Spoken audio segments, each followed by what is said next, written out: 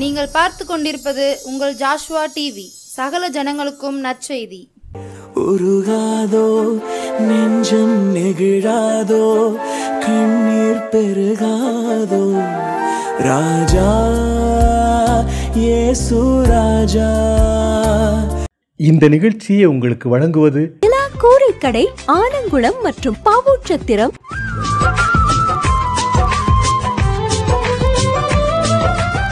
இந்த சிலுவை தியான நேர நிகழ்ச்சிக்கு உங்களை அன்போடு வரவேற்கிறேன்.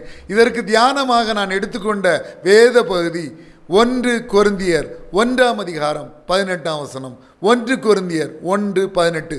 சிலுவை பற்றிய உபதேசம் கெட்டு போகிறவர்களுக்கு பைத்தியமாயிருக்கிறது, ரட்சிக்கப்படுகிற நமக்கோ அது தேவ பலனாயிருக்கிறது. ரட்சிக்கப்படுகிற நமக்கோ அது தேவ பலனாயிருக்கிறது. சிலுவை பற்றிய உபதேசம் ரட்சிக்கப்படுகிறவர்களுக்கு தேவ பலன். சிலுவையை பற்றி நாம் தியானிக்கும் பொழுதெல்லாம் ஆண்டவராய் இயேசு கிறிஸ்து சிலுவையில் ஏன் இந்த கொடூர பாடுகளை பட்டார், அல்லது 2 கொரிந்தியர் 5:21 சொல்லுவனமாக அவர் நமக்காக ஏன் பாவமானார், உலகத்தின் பாவத்தை எல்லாம் பிதா அவர் மேல் சுமத்தினார். இரத்தம் சிந்துதல் இல்லாமல் பாவ மன்னிப்பு உண்டாகாது என்று வேதம் சொல்லுகிறது. பரிசுத்தமான இரத்தத்தை இயேசு நமக்காக சிந்தினார். யோவான் எழுதின சுவிசேஷம் 19:34 சொல்கிறது, சேவகன் ஒருவன் ஈட்டினால் இயேசுவிலே விழாவிலே குத்தினான், இரத்தமும் தண்ணீரும் புறப்பட்டு வந்தது என்று சொல்லி. அப்படி என்றால் என்ன அர்த்தம்? சிலுவையிலே இயேசு தன்னுடைய கடைசி சொட்டு இரத்தத்தை நமக்காக சிந்தினார். எதற்காக? நம்முடைய பாவங்கள் மன்னிக்கப்பட வேண்டும் என்பதற்காக தான். அதனால தான் நம்ம தெளிவாக சொல்ல முடியுது 1 யோவான் 1:7 இயேசு கிறிஸ்துவின் இரத்தம் சகல பாவங்களையும் நீக்கினமை சுத்திகரிக்கும் என்று. பழைய ஏற்பாட்டிலே ஏசாயா 1:18 ஆண்டவர் சொன்னார், உங்கள் பாவங்கள் சிவேரின்றி இருந்தாலும் உறைந்த மழை போல் வெண்மையாகும், அவைகள் இரத்தாம்பர சிவப்பாக இருந்தாலும் பஞ்சை போலாகும் என்று சொல்லி.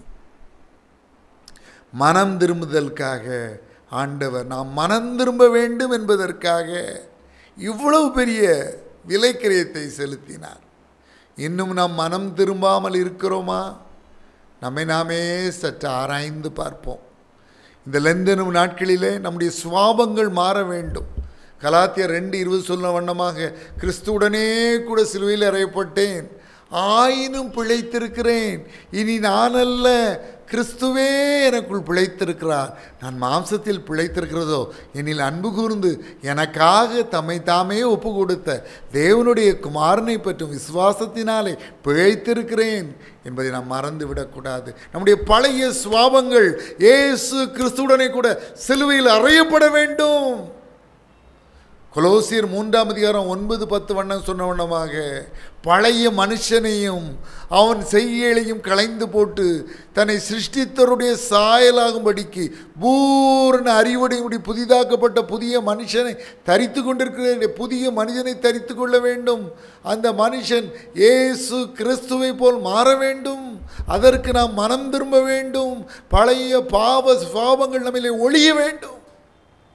இயேசுவால் எந்த பாவ பழக்க வழக்கங்களில் இருந்தும் நம்மை விடுவிக்க முடியும் என்றால் வேதம் திட்டமும் தெளிவாய் சொல்கிறது. யோவான் எழுதின சுவிசேஷம் 8:32 சத்தியத்தையும் நீங்கள் அறிவீர்கள், சத்தியம் உங்களை விடுதலையாக்கும். யோவான் 8:36 சொல்கிறது, குமாரனாகிய இயேசு கிறிஸ்து உங்களை விடுதலையாக்கினால் மெய்யாகவே விடுதலையாவீர்கள். 2 கொரிந்தியர் 5:17 சொல்கிறது, கர்த்தரே ஆவியானவர் 2 கொரிந்தியர் 3:17 சொல்கிறது, கர்த்தரே ஆவியானவர், கர்த்தருடைய ஆவி எங்கேயோ அங்கே விடுதலையும் உண்டு. அப்போ தேவனால் நம்மிலிருந்து பழைய சுபாவங்களை எடுத்து போட்டுவிட்டு அவரை போல நம்மை மாற்ற முடியும். நம்முடைய பழைய பாவ பழக்க வழக்கங்களில் இருந்து நம்மை விடுவிக்க முடியும். என்னுடைய நண்பன் ஒருவன் செயின் ஸ்மோக்கராக இருந்தான். நான் ஆண்டவராகிய இயேசு கிறிஸ்துவை ஏற்றுக்கொண்ட பின்பு இயேசுவின் அன்பை பற்றி என்னுடைய நண்பர்களிடம் சொல்லி வந்தேன். அவன் கேட்டான், இந்த செயின் ஸ்மோக்கிங் பழக்கத்தில் இருந்து இயேசுவால் என்னை விடுவிக்க முடியுமா? நிச்சயமாய் விடுவிக்க முடியும் என்று ஜெபித்தேன் என்று சொன்னேன். அவன் ஜெபித்தான். இயேசு ஒரே நாளிலே செயின் ஸ்மோக்கிங் பழக்கத்தில் இருந்து அவனுக்கு நிரந்தர விடுதலையை கொடுத்தார். எந்த கெட்ட பாவ பழக்க வழக்கத்திலிருந்து நம்மை விடுவிக்க அவரால் முடியும். அதற்காக தான் அவர் அவ்வளவு பெரிய விலைக்கிரயம் செலுத்தியிருக்கிறார். நம்முடைய கரங்கள் செய்த பாவத்திற்காக அவருடைய கரங்களிலே ஆணிகள் கடாவப்பட்டது. நம்முடைய கால்கள் செய்த பாவத்தினாலே அவருடைய கால்களிலே ஆணிகள் கடாவப்பட்டது. நம்முடைய கண்களின் மூலம் நம்முடைய செய்த பாவத்தின் நிமித்தமாக அவருடைய தலையிலே முட்களிடம் சீட்டப்பட்டு அந்த முட்களை கிரீடத்தை தலையில் கோலால் அடித்த பொழுது அது கண்களின் வழியே வெளியே வந்தது. நம்முடைய கண்கள் செய்த பாவத்திற்காக அவருடைய கண்களிலே வேதனை. அவருடைய சரீரம் முழுவதும் நம்முடைய சரீரத்தினாலே நாம் செய்த பாவத்திற்காக அடிக்கப்பட்டது, பிக்கப்பட்டது, சித்திரவதை செய்யப்பட்டது கொடூரமாக. 650க்கு மேற்பட்ட ரோம போர் சேவகர்கள் இயேசுவை இரவு முழுவதும் தூங்க விடாமல் அடித்து உதைத்து மிதித்து அவமானப்படுத்தி சித்திரவதை செய்தனர். அவருடைய முதுகு உளப்பட்ட நிலம் போல மாறியது. வேத ஆராய்ச்சியாளர்கள் சொல்கிறார்கள், இயேசுவின் சரீரத்திலே 5000க்கு மேற்பட்ட சிறு காயங்களும் 165 பெரிய காயங்களும் காணப்பட்டது என்று. அவருடைய முதுகு உளப்போட்ட நிலம் போல இதெல்லாம் மாறியதுக்கெல்லாம் காரணம் என்ன? நம்முடைய சரீரத்தினாலே நாம் செய்யப்பட்ட பாவங்களுக்கு மன்னிப்பு கொடுப்பதற்காக அவர் அந்த தண்டனையை ஏற்றுக்கொண்டார். எந்த பாவ பழக்க வழக்கத்திலிருந்து நம்மை விடுவிக்க அவரால் முடியும். நாம் மனம் திரும்ப வேண்டும். சிலுவை தரும் செய்தி, சிலுவை சொல்லும் செய்தி, நாம் மனம் திரும்ப வேண்டும். இரண்டாவது, நாம் மற்றவர்களை மன்னிக்க வேண்டும். லூக்கா எழுதின சுவிசேஷம் 23ஆம் அதிகாரம் 34ஆம் வசனத்தில் இயேசு முன்னுதாரணமாய் செய்து காட்டினார். பிதாவே, இவர்களுக்கு மன்னியும், தாங்கள் செய்கிறது இன்னதென்று அறியாதிருக்கிறார்களே என்றார். மற்றவர்களை மனதார மன்னித்தார், நாமும் மன்னிக்கும்படி வழிகாட்டினார். ஏனென்றால் 1 பேதுரு 2ஆம் அதிகாரம் 21ஆம் வசனம் கிறிஸ்துவின் பாடலுக்கான காரணத்தை சொல்கிறது. ஏனெனில் கிறிஸ்துவும் உங்களுக்காக பாடுபட்டு நீங்கள் தம்முடைய அடிச்சோடுகளை தொடர்ந்து வரும்படி உங்களுக்கு மாதிரியை பின்வைத்து போனார். 1 யோவான் 2ஆம் அதிகாரம் 6ஆம் வசனம் சொல்லுகிறது, அவருக்குள் நிலைத்திருக்கிறேன் என்று சொல்லுகிறவன் அவர் நடந்தபடியே தானும் நடக்க வேண்டும். அவரை மாதிரி மாறணும், அவரை பின்பற்றணும், அவரை போல ஆகணும். எபிரேயர் 3ஆம் அதிகாரம் 1-2 வசனம் சொல்லுவோம், நம்ம கிறிஸ்து இயேசுவை கவனித்து பார்க்க வேண்டும். அவரை மாதிரி மாறணும், அவரை மாதிரி மாறணும், அவரை மாதிரி மற்றவர்களும் மனதார மன்னிக்கணும். ஆதியாகமம் 50ஆம் அதிகாரம் 15 முதல் 21ஆம் வசனங்களில் யோசேப்புக்காக வெகு தீமை அவனுடைய சகோதரர்கள் செய்தார்கள்.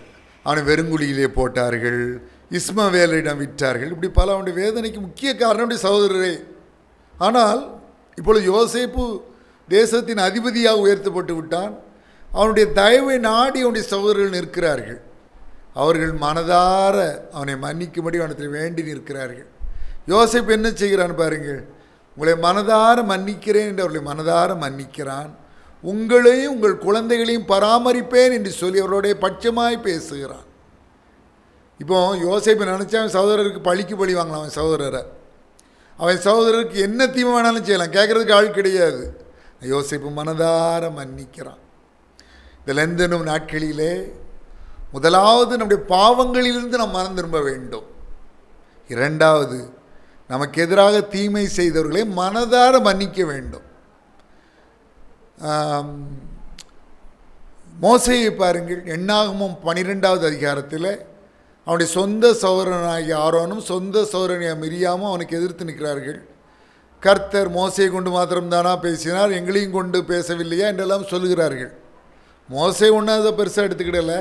ஆனால் கர்த்தர் கவனித்து கேட்டு கோபம் கொள்ளுகிறார். அவனுக்கு எதிராக பேசி அவனுடைய சொந்த சகோதரியாகிய மிரியாம் குஷ்டரோகியாய் மாறுகிறாள். மோசே பாருங்க, எனக்கு எதிராக பேசினவளுக்கு ஆண்டவர் தக்க தண்டனையை கொடுத்துட்டாரு. சரியான தண்டனை அவளுக்கு கிடச்சிட்டுன்னு சொல்லி மகிழவில்லை, மகிழ்ச்சியோடு இருக்கவில்லை. அவன் என்ன செய்யறான் பாருங்க, எண்ணாகமம் 12ஆம் அதிகாரம் 13ஆம் வசனத்தில், என் தேவனே அவளை குணமாக்கும் என்று சொல்லி தன் சகோதரிக்காக ஆண்டவரிடம் கெஞ்சுகிறான், கெஞ்சி ஜெபிக்கிறான். தன் சகோதரி அந்த குஷ்டரோகத்திலிருந்து விடுவிக்கப்பட வேண்டும் என்று சொல்லி அவன் ஆண்டவரிடம் கெஞ்சி ஜெபிக்கிறான். என் தேவனே அவளை குணமாக்கும் என்று சொல்லி கெஞ்சுகிறான். அதே போல் அப்போஸ்தலர் 7ஆம் அதிகாரத்தில் ஸ்தேவானுக்கு எதிராக கல்லெறிந்து கொள்ள வேண்டும் என்ற நோக்கத்திலே அவன் மீது கல்லெறிந்து கொண்டே இருக்கிறார்கள். அந்த சூழ்நிலையிலே அப்போஸ்தலர் 7:60 சொல்லுகிறது, ஆண்டவரே இவர்கள் மேல் இந்த குற்றத்தை இந்த பாவத்தை சுமத்தாதிரும் என்று மிகுந்த சத்தமிட்டு சொல்லி ஸ்தேவான் நித்திரை அடைகிறான். அவன் மரணம் அடையும் அந்த நேரத்திலே அவனுக்கு எதிராக தீமை செய்த மக்களை, அவனுக்கு எதிராக கல்லெறிந்தவர்களை மனதார மன்னித்து விட்டு தான் அவன் கர்த்தருக்குள் நித்திரை அடைகிறான். பாருங்க, நம்மளும் நமக்கு எதிராக தீமை செய்தவர்களை எந்த நாட்களிலே மனதார மன்னிக்க வேண்டும், மனதார அவர்களை மன்னிக்க வேண்டும். அதை மறந்து போய்விடக்கூடாது. எந்த நாட்களிலே நாம் முதலாவது கற்றுக்கொள்ள வேண்டிய பாடம், நம்மால் விட முடியாத கெட்ட பாவ பழக்க வழக்கங்கள் எல்லாவற்றிலிருந்தும் நாம் இயேசுவிடத்தில் பாவ மன்னிப்பு பெற்று அதிலிருந்து நாம் விடுதலையாக வேண்டும். இயேசு நமக்கு அதற்கு உதவி செய்வார். இரண்டாவதாக, நமக்கு எதிராக தீமை செய்தவர்களுக்கு மனதார மன்னிக்கணும். மூன்றாவதாக ஒரு காரியத்தை நாம் தியானிக்க வேண்டும். இயேசு நமக்கு தெரியும், குடும்பத்தின் தலைமகன், மூத்த மகன். அவர் என்ன செய்கிறார் பாருங்க. யோவான் 19ஆம் அதிகாரம் 26, 27 வசனங்களை வாசிக்கிறேன். யோவான் 19ஆம் அதிகாரம் 26, 27. அப்பொழுது இயேசு தம்முடைய தாயையும் அருகே நின்ற தமக்கு அன்பாயிருந்த சீஷனையும் கண்டு தம்முடைய தாயை நோக்கி, ஸ்திரீயே அதோ உன் மகன் என்றார். பின்பு அந்த சீஷனை நோக்கி, அதோ உன் தாய் என்றார். அந்நேரம் முதல் அந்த சீஷன் அவளை தன்னிடமாய் ஏற்றுக்கொண்டான். தன் தாய்க்கு குடும்பத்தின் தலைமகனாக இருந்து கொண்டு செய்ய வேண்டிய கடமைகளை அவர் செய்யாமல் இருக்கவில்லை. தன் தாயை தன் மரண நேரத்தில் தனக்கு அன்பாயிருந்த சீஷனிடம் பொறுப்பாக ஒப்படைத்து விட்டு தான் அவர் தன் ஜீவனை விட்டார். எத்தனை பேர் பெற்றோருக்கு செய்கிற கடமைகளை உண்மையாக செய்கிறோம்? ஆண்டவர் தேவனாகிய கர்த்தர் உனக்கு கொடுத்த தேசத்திலே உன் வாழ்நாள் நீடித்திருப்பதற்கு உன் தகப்பனையும் உன் தாயையும் கனம் பண்ணுவாயாக. இந்த கற்பனை பழைய ஏற்பாட்டிலும் வருகிறது, புதிய ஏற்பாட்டிலும் வருகிறது. பெற்றோரை நேசிக்கிறோமா? பெற்றோருக்கு கீழ்ப்படுகிறோமா? பெற்றோருக்கு தேவையான கனத்தை கொடுக்கிறோமா? பெற்றோருக்கு தேவையான உதவிகளை செய்கிறோமா? மறந்து போய்விடக்கூடாது. ஒரு தேவ ஊழியரை ஒரு மனிதர் சந்தித்தார். அவர் சொன்னார், ஐயா இப்போ எனக்கு ரொம்ப வேதனையாக இருக்குது. இன்றைக்கி நான் ரட்சிக்கப்பட்டுட்டேன், இன்றைக்கி ஆண்டவருக்கு என்னுடைய வாழ்க்கையை ஒப்பு கொடுத்துட்டேன், இன்றைக்கி கிறிஸ்துவுக்குள்ளே நான் புது சிருஷ்டியாக மாறிட்டேன். ஆனால் நான் ஆண்டவரை ஏற்றுக்கொள்வதற்கு முன்பதாக என் தாயை அந்த பாடுபடுத்தியிருக்கிறேன். என்னோடு கூட என் வீட்டிலே சேர்ந்து வாழ என் தாயை அனுமதிக்கவில்லை. அவளை என் வீட்டை விட்டு விரட்டி விட்டு தனியே ஒரு சிறிய வீட்டிலே மிகவும் கஷ்டப்பட்டு அவர்கள் வாழ்ந்தார்கள். இன்று நான் ரட்சிக்கப்பட்டிருந்தாலும், இன்று மனம் திரும்பி இருந்தாலும், ஐயோ அந்த உன் தாயை பாடாய் படுத்தினாயே என்று என் உள்ளம் என்னை வாதிக்கிறது என்று சொன்னாராம். தாய் உயிரோடு இருக்கும்போதே செய்ய வேண்டிய கடமைகளை செஞ்சுருங்க. பிறகு அவங்க இறந்த பிறகு புலம்பி என்ன பிரயோஜனம்? என்ன பிரயோஜனம்? ஒரு வயதான தாயார் மிகவும் வேதனையோடு ஒரு தேவ ஊழியக்காரருக்கு எழுதியிருந்தது எனக்கு நினைவுக்கு வருகிறது. அவர் என்ன எழுதியிருந்தாங்க தெரியுமா? அவங்க எழுதியிருந்தாங்க, ஐயா என்னுடைய கணவர் இருந்த பின்பு நான் என் மகனோடு தங்குவதற்கு அவன் வீட்டிற்கு வந்தேன். நான் வந்தவுடன் அவன் செஞ்ச முதல் காரியம், வீட்டு வேலைக்கு அவன் வச்சிருந்த ஆளை நிப்பாட்டிட்டான். எல்லா வீட்டு வேலையும் என்னை செய்ய போட்டான் ஐயா. அவங்க எழுதியிருந்தாங்க, அது பல வருடங்களுக்கு முன்பு. அந்த காலங்களில் கிரைண்டர் கிடையாது, ஆட்டு உரலில் தான் மாவு அரைக்கணும்.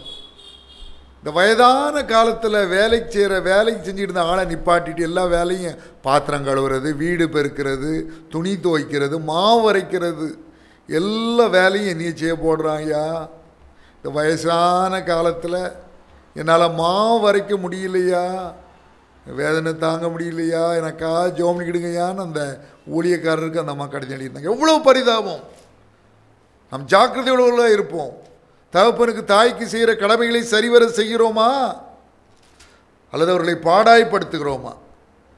நீதிமொழிகள் 30:17 வாசிக்கிறேன். நீதிமொழிகள் 30:17. தகப்பனை பரியாசம் பண்ணி தாயின் கட்டளையை அசட்டை பண்ணுகிற கண்ணை நதியின் காகங்கள் பிடுங்கும், கழுகின் குஞ்சுகள் தின்னும் என்று வேதம் கடுமையாக எச்சரிக்கை செய்கிறது. தகப்பனுக்கும் தாய்க்கும் வேண்டிய மரியாதை, கனம், உதவி எல்லாவற்றையும் நாம் செய்வோம். ஒரு நாளும் அவர்கள் வேதனைப்பட நாம் காரணமாய் அமைந்து விடக்கூடாது. அவருடைய கண்ணீருக்கு நாம் காரணமாய் அமைந்து விடக்கூடாது. 3 காரியங்களை இந்த சிலுவை தியான நேரத்தில் உங்கள் முன்பாக வைத்தேன். முதலாவது, சிலுவையிலே நம்ம என்ன செய்யணும்? இயேசு சிலுவையிலே வந்து நம்முடைய பாவங்கள் மன்னிக்கப்பட, நம்முடைய பாவங்களிலிருந்து விடுதலையாக இயேசுவிடத்தில் ஜெபிக்க வேண்டும். மனம் திரும்ப வேண்டும். எல்லா பாவ பழக்க வழக்கங்களையும் இதிலிருந்து காலத்தோடு விட்டுவிட வேண்டும். புதிய சிருஷ்டியாய் மாற வேண்டும். 2 கொரிந்தியர் 5:17 சொல்லுகிறது, ஒருவன் கிறிஸ்துவுக்குள் இருந்தால் புது சிருஷ்டியாய் இருக்கிறான், பழையவைகள் ஒளிந்து போயின, எல்லாம் புதிதாயின.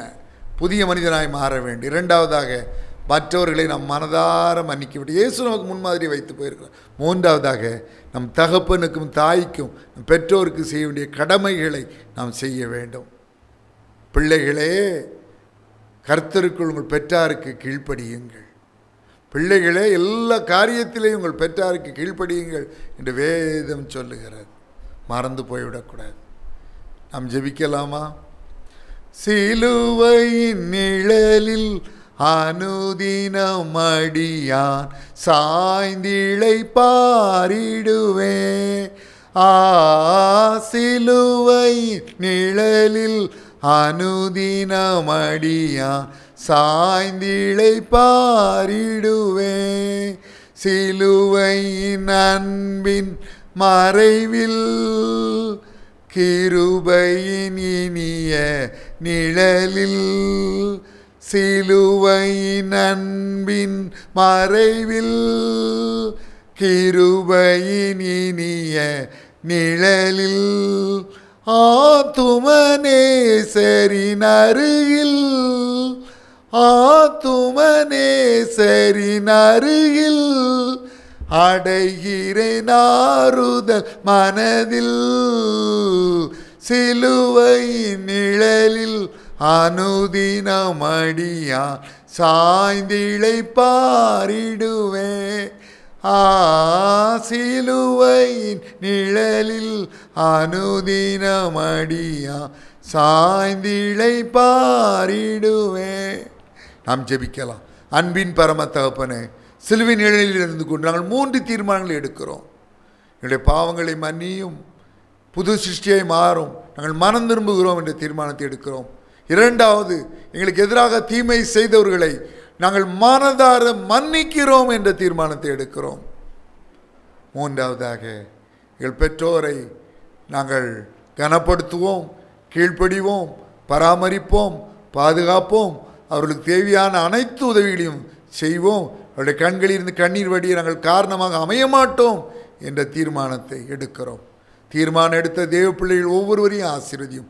அந்த தீர்மானத்தை கடைசி வரை காத்துக்கொள்ள, தீர்மானங்களை கடைசி வரை காத்துக்கொள்ள, முடிவு பரியந்த நிலை நிற்பவனே ரட்சிக்க விடுவான் என்ற வாக்குத்தத்தை நிறைவேற்ற கிருபை தாரும், கிருபை தாரும், கிருபை தாரும். தீர்மானங்கள் தோல்வி அடையும் போது போல சூழ்நிலைகள் வந்தாலும் எடுத்த இந்த 3 தீர்மானங்களிலும் கடைசி வரை வெற்றி பெற கிருபை செய்தரலாம், கடைசி வரை வெற்றி பெற கிருபை செய்தரலாம்.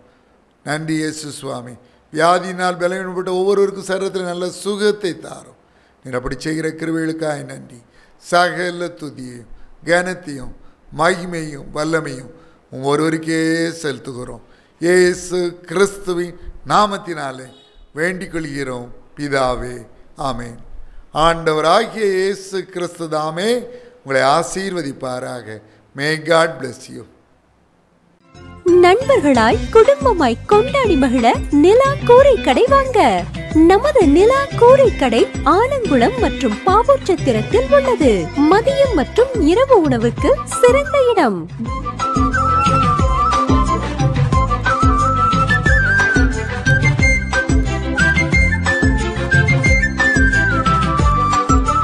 பஸ் ஸ்டாண்ட் அருகில் பழைய சந்தை, பாவூர்சத்திரம் மற்றும் ஆலங்குளம் இந்தியன் வங்கி கீழ்ப்புறம். சீரக சம்பா மட்டன் மற்றும் சிக்கன் பக்கெட் பிரியாணி கிடைக்கும். உங்கள் இல்ல சுப நிகழ்ச்சிகளுக்கு ஆர்டரின் பெயரில் சிறந்த முறையில் உணவுகள் செய்து கொடுக்கிறோம். நிலா கூரை கடை, ஆலங்குளம் மற்றும் பாவூர்சத்திரம்.